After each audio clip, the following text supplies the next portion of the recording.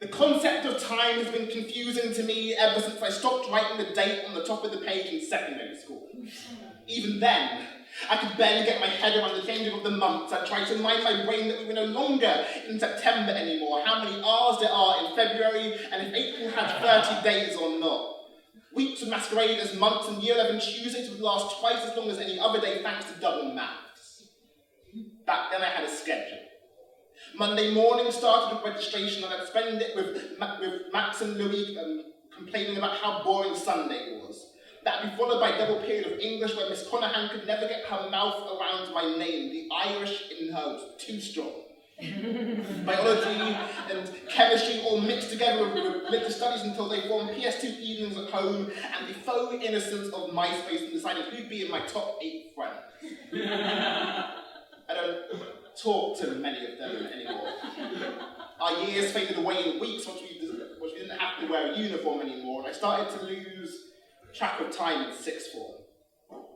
I struggled dealing with frozen clock hands in Miss Finn's English class, though hindsight has jotted that down to her monotone voice, and Mr. Jessier's psychology class made seconds dance, but having Lily Cahill sit across from me meant I was more aware of her face than the clocks, and media helped me start to realise that time really does fly when you're having fun, and maths backed it up by being the exact opposite. 3 periods emerged that year, and second hands formed the background music to friendships I thought would last longer. 2 years of constant contact, and now they're not even contacts in my phone. I thought it'd be different this time. Thought the hours of me playing agony arm over MSN would amount to replies to text and Facebook messages, but I guess that's my naivety talking. We lost days in university. 4 hours of contact time plus 0 hours of parental time meant Tuesdays and weekends were worryingly similar. We governed ourselves by deadlines and Orange Wednesdays for the first year. We started out with carefully calculated club nights, but fatigue saw them fall out of our lives. I had Super Sunday football as some kind of a marker to keep everything in place, but by second year, that was replaced with Anne-Marie. She didn't quite stop time, but she made me lose track of it, and I still haven't found it since.